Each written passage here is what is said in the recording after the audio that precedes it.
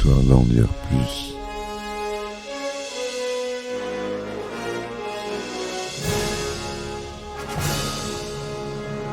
Eh ben attendez, on est en France. Allez, cul sec. Hop.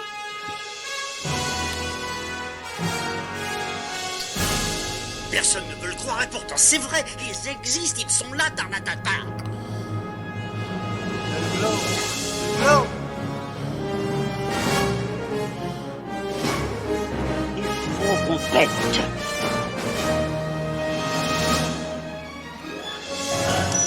Voyons, le circuit branché, convecteur temporel temporisé. Bonjour, bienvenue sur Histoire d'en dire plus. Aujourd'hui, on parle d'un film de gangster. Un film de gangster, donc Martin Scorsese, évidemment. Un film récent, son dernier film, The Irishman. Allez, on y va.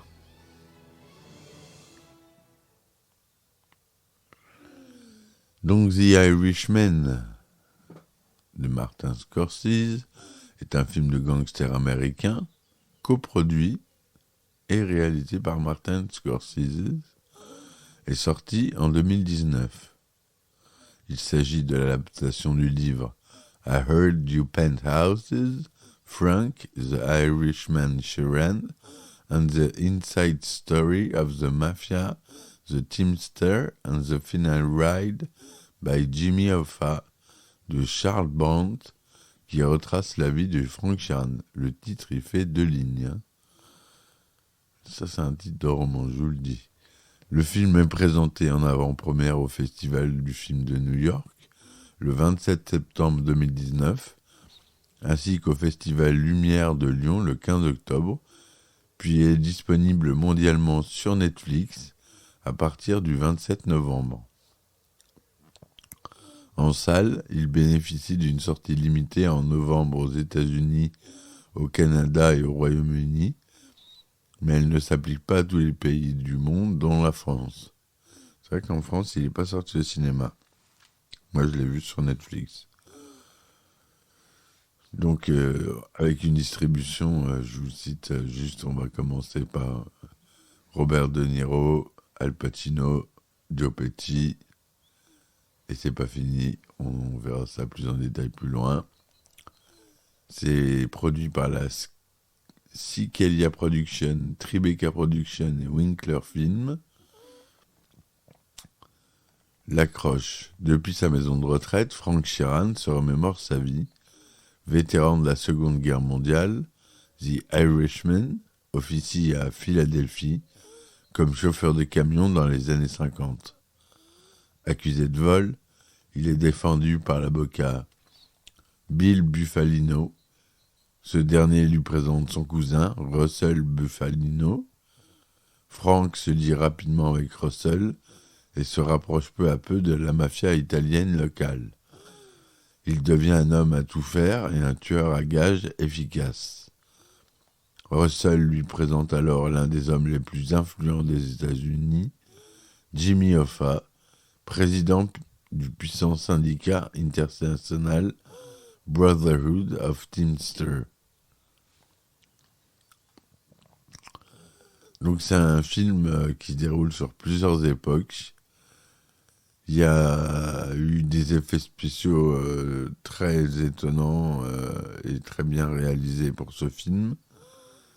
Ils ont utilisé une technique révolutionnaire, c'est-à-dire que le but du jeu était de rajeunir Robert De Niro, Al Pacino et Joe Pesci en particulier, ainsi que certains autres personnages. Et pour ce faire, ils ont utilisé des caméras infrarouges qui visaient exactement ce que visait la caméra, dans le même angle, pour pouvoir ensuite superposer les images et tirer en fait un mouvement de visage avec les caméras infrarouges. Il y en avait 2, ce qui faisait une profondeur de champ, ce qui a permis de recréer les visages en 3D et de les rajeunir. C'est une technique, et c'est la première fois qu'elle a été utilisée pour un film. Excusez-moi, c'est le matin, je bois mon café. Et cette technique, elle est assez révolutionnaire pour rajeunir les gens. C'est sur Al Pacino et Robert De Niro, notamment. Robert De Niro, c'est assez flagrant. Les 20 premières minutes du film, il est très jeune, alors qu'en réalité, il a 40 ans de plus. Donc, voilà. Le résumé détaillé du film. Prologue. Sur la route en 1975. Depuis sa maison de retraite, Frank Sheeran se remémore sa vie. Il évoque les événements conduisant à l'assassinat de Jimmy Hoffa en 1975. La veille du meurtre, il avait pris la route avec son ami, le parrain Russell Bufalino, et ses épouses respectives. Durant la route, Frank repense à la vie qu'il a eue ces dernières années et de leur première rencontre dans une station-service. Les premiers pas dans le milieu. Vétéran de la Seconde Guerre mondiale, The Irishman officie à Philadelphie comme chauffeur de camion dans les années 1950. Un jour, alors qu'il est en panne sur la route, il rencontre sans le savoir Russell Bufalino, qu'il prenait pour le patron de la station. Plus tard, il rencontre Skinny Razor, qui travaille dans la viande, à qui Frank propose de lui livrer de la viande de qualité. Mais un jour, la cargaison de viande de Frank est volée.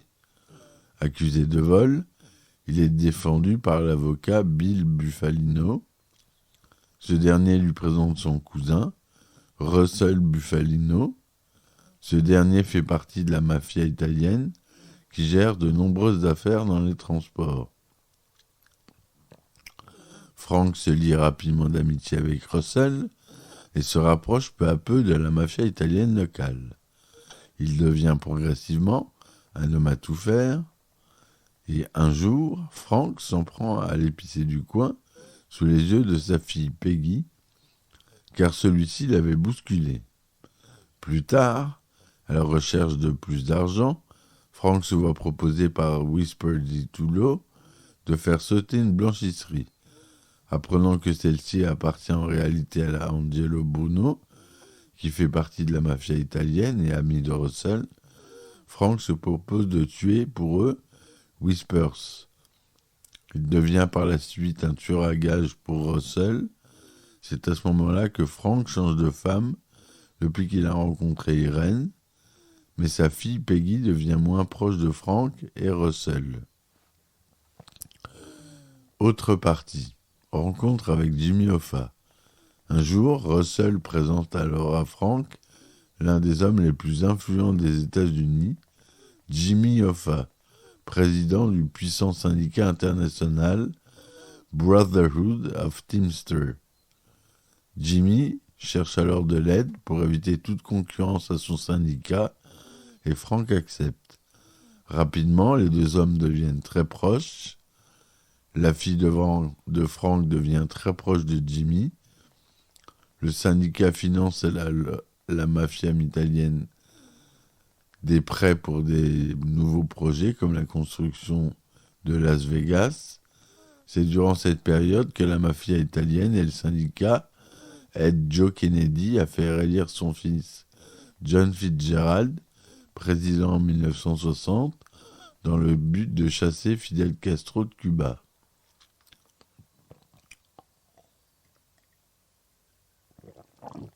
Je suis toujours là. Je finis mon café. Démêlé durant l'ère Kennedy. Mais rien ne se passe comme prévu. En effet, le frère de John, Robert Kennedy, alors ministre de la Justice, veut faire tomber à tout prix Jimmy Hoffa, qui n'aime pas les Kennedy. Cette situation énerve beaucoup Jimmy, ce qui inquiète Frank. Russell charge Frank d'une livraison d'armes pour la Floride dans le but de reprendre Cuba à Castro. Mais en raison d'une erreur tactique, L'opération militaire échoue à Cuba. Pour ne rien arranger, le père Joseph Kennedy fait un AVC. Devant tous ces problèmes, inquiet des méthodes violentes du mafieux Tony Pro dans le syndicat, qui attire trop l'attention des autorités, Jimmy nomme Frank Fitzsimons vice-président et demande à Frank de prendre la présidence d'une section. Alors que se déroule le procès de Jimmy Hoffa, son équipe cherche à trouver des stratégies pour influencer et corrompre le jury en employant tous les moyens possibles. Mais après l'assassinat de John Kennedy, Bob Kennedy n'est plus ministre de la Justice pour le plus grand plaisir de Jimmy, mettant fin à la vendetta contre lui. Jimmy, pourtant, lui, est condamné à de la prison ferme pour avoir tenté d'acheter le jury lors du procès de Nashville. Alors qu'il est en prison, Jimmy continue de diriger le syndicat via Fitz, mais supporte de moins en moins ce dernier, qui est pourtant très apprécié par tout le monde. Pour garder le contrôle de la situation, Frank menace l'assureur Dorfman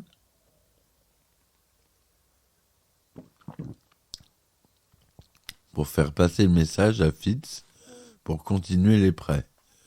Tony Pro tombe à son tour pour extorsion de fonds et se retrouve dans la même prison que Jimmy. Tony cherche à tout prix à récupérer l'argent que le gouvernement lui a confisqué et tente de demander de l'aide à Jimmy. Mais ce dernier refuse, car cela est impossible en raison de la loi, et les deux hommes se bagarrent. Tony n'ayant pas supporté l'insulte de Jimmy, selon Frank, c'est à ce moment-là que ça a commencé à déraper. En 1971, un mafieux surnommé Crazy Joe fait parler de lui partout après avoir engagé des Afro-Américains pour assassiner Joe Colombo. Russell ne supporte pas l'attitude de Joe qui lui manque de respect. Le soir suivant, Frank assassine Joe alors qu'il fêtait son anniversaire avec sa famille. Par la suite, Jimmy est gracié par le président Nixon et sort de prison après 4 ans d'incarcération. Il veut récupérer la présidence du syndicat, mais il doit demander le soutien à Tony Pro, que Jimmy ne supporte plus du tout, qui contrôle Fitz. Une réunion est organisée, mais Tony et Jimmy ont une nouvelle altercation. Mais Tony étant intouchable, Russell demande à Frank de calmer Jimmy. Mais Jimmy décide de s'en prendre au président Fitz, et tous deux s'engagent alors dans une guerre où tous les coups sont permis. Alors que le scandale de Watergate secoue l'Amérique en 1973, Jimmy déclare que Fitz a vendu le syndicat Teamster au milieu du crime, ce qui inquiète le milieu. Frank demande à Jimmy de calmer Joe, mais sait qu'il ne se taira pas. Frank invite son ami Jimmy à venir à son banquet organisé à son honneur pour lui remettre son prix. Le soir du banquet, Frank est officiellement fait affranchi par la mafia, mais le soir du banquet, les chefs de la mafia sont inquiets du comportement de Jimmy, qui est prêt à tout pour récupérer son syndicat, quitte à bloquer tous les prêts illégalement et demander à certains milieux de rendre l'argent. Finalement, Russell demande à Frank de dire à Jimmy que les deux jeux sont faits. Lorsque Frank transmet le message à Jimmy, ce dernier annonce qu'il s'en prendra à eux s'ils s'en prennent à lui et rappelle que Teamster reste à tout jamais son syndicat. Frank comprend qu'il est trop tard pour faire machine arrière, tandis que Jimmy danse avec Peggy. Quelques jours plus tard, le 29 juillet 1975, Russell, Frank et leur épouse prennent la route vers Détroit pour aller officiellement à un mariage afin de ramener la paix. Frank invite Jimmy à le rejoindre le lendemain à Détroit pour le mariage. Finalement, Jimmy accepte une réunion avant le mariage avec Tony Pro et Tony Jack le lendemain après-midi et Frank y est convié. Alors que Russell et Frank se sont arrêtés pour la nuit près de Port Clinton, Russell annonce à Frank qu'ils ne reprendront pas la route et que Jimmy doit mourir. Le lendemain, Russell envoie Frank seul tuer son ami à Détroit. Arrivé à Détroit, Frank rejoint Sally Bugs, tueur de Tony Pro, dans la maison du rendez-vous qui servira de scène du crime. Ils sont rejoints par Chuck O'Brien, le fils adoptif de Jimmy, devant la maison et partent ensemble chercher Jimmy avec la voiture de Chuck. Il lui annonce que Tony Pro et Russell l'attendent à la maison. Une fois arrivés, Jimmy et Frank rentrent dans la maison. Une fois constaté qu'elle est vide, Jimmy s'apprête à repartir, mais il est abattu par son ami. Frank quitte la maison, en laissant le corps inanimé de Jimmy dans la maison, et retrouve Russell près de Port Clinton. La tâche accomplie. Tous se rendent ensuite au mariage assisté par tout le milieu, la paix retrouvée. Mais à l'annonce de la disparition inexpliquée de Jimmy Hoffa, Peggy demande à son père pourquoi il n'a pas appelé Madame Hoffa. C'est la dernière fois qu'elle lui parlera avant de disparaître de sa vie définitivement, tandis que Sally Bugs fait disparaître le corps de Jimmy Hoffa en l'incinérant. Par la suite, les personnes du milieu liées à Jimmy Hoffa sont convoquées par les autorités et se retrouvent condamnés les uns après les autres pour des faits qui n'avaient rien à voir avec cette disparition. Alors que Sally Bugs est tuée, Russell se fait trahir par un indicateur de la police et tombe pour tentative de meurtre sur témoin, tandis que Frank Sheeran tombe pour corruption et racket. Tous se retrouvent à vieillir ensemble en prison et meurent les uns après les autres sous les yeux de Frank. Des années plus tard, Frank ayant bien vieilli, sort de prison. Il tente en vain de se racheter auprès de ses enfants. À l'approche de sa mort, Frank Sheeran, apprenant qu'il est le dernier encore en vie de son milieu et de toute cette histoire, décide de tout confesser. Le film se termine par le départ du prêtre qui rendait visite à Frank le soir de sa mort. Frank lui demande de laisser la porte ouverte en partant, en attendant que la mort vienne à lui. Et voilà comment se finit le film. Un long film qui est compliqué, qui demande d'être vu plusieurs fois. Il faut bien le suivre. C'est du Martin Scorsese. C'est pas rien. Donc, à la réalisation, c'est Martin Scorsese. Le scénario, Tim Zayayan, d'après le roman que je vous ai parlé au début du podcast. La musique est de Shen Sarasela. La direction artistique Bob Shaw. À la photographie, on retrouve un habitué de Scorsese, Rodrigo Prieto. Au montage, Thelma Schoonmaker. La société de distribution, c'est Netflix, avec un budget de plus de 159 millions de dollars. Ce qui est étonnant, parce qu'il n'y a pas d'effet, à part ces effets spéciaux-là, que je vous ai parlé tout à l'heure. Il n'y a pas d'autres effets. Ça doit être le budget pour le salaire de tous les grands rôles. Vous allez voir la distribution qui est énorme. Le film est tourné en digital couleur 1,85e.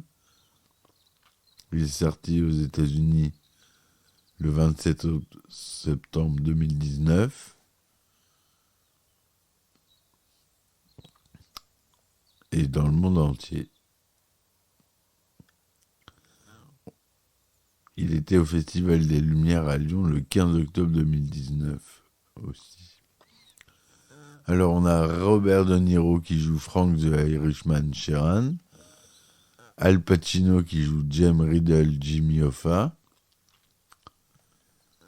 Joe Pesci qui joue Russell Bufalino, Ray Romano qui joue Bill Bufalino, Bobby Cannavale qui joue Skinny Razor, Anna Paquin qui joue Peggy Sheeran adulte, Stephen Graham, Tony Pro, Harvey Keitel qui joue Angelo Bruno,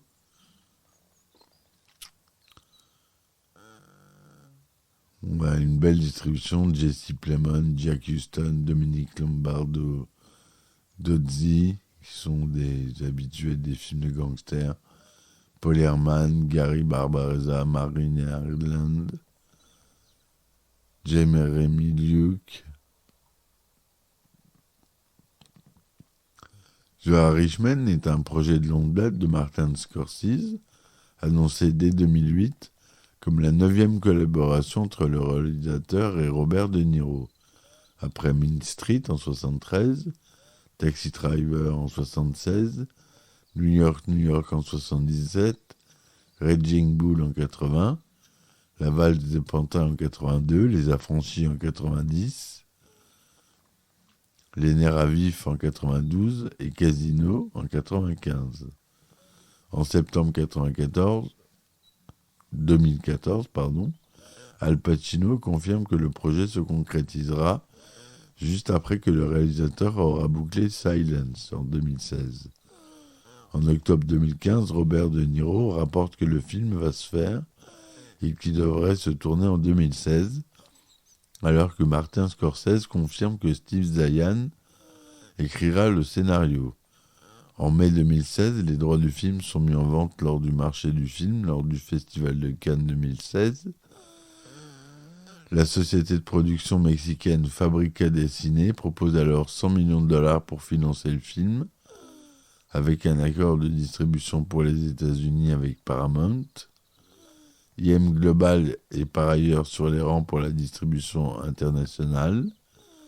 STX Entertainment acquiert finalement les droits de distribution internationale pour 50 millions de dollars, devançant notamment Universal, 20th Century Fox et Lionsgate.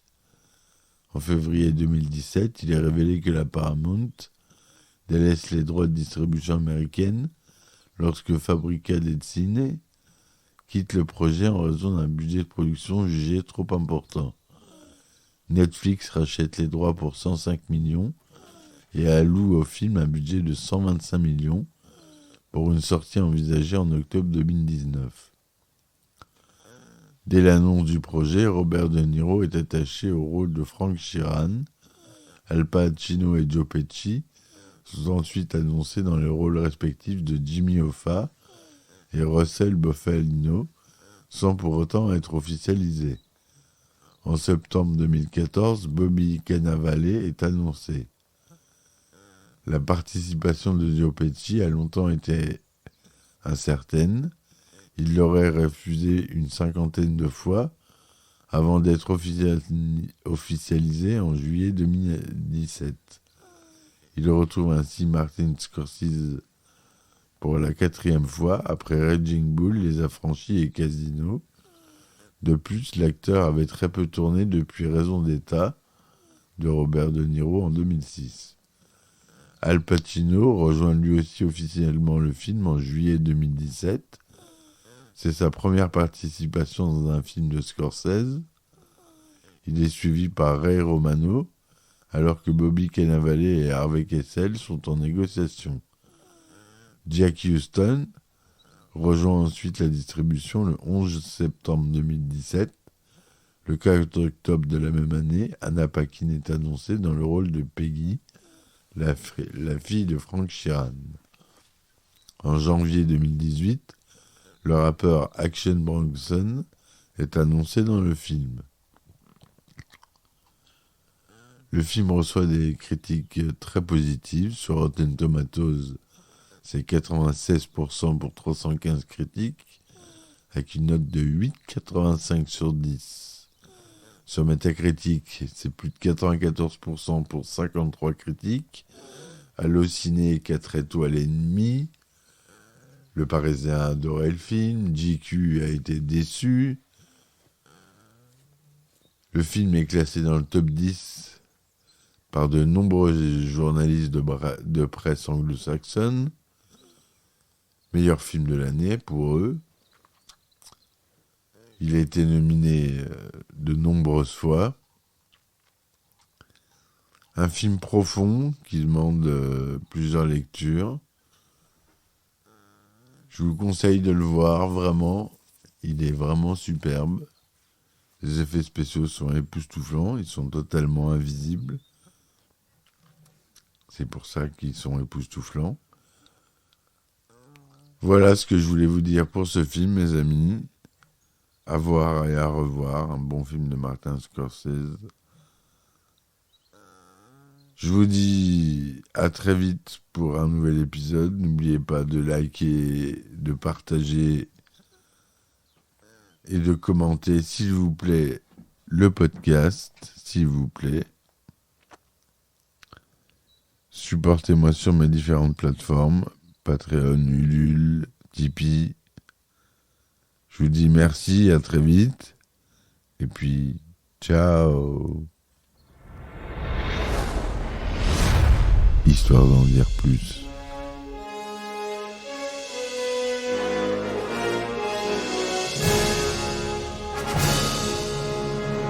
Eh ben attendez, on est en France. Allez, cul sec. Hop.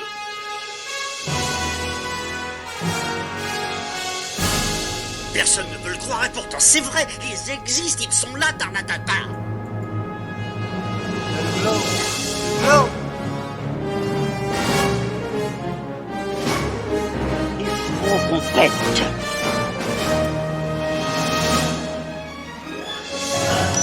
Voyons, le circuit branché, correcteur temporel temporisé,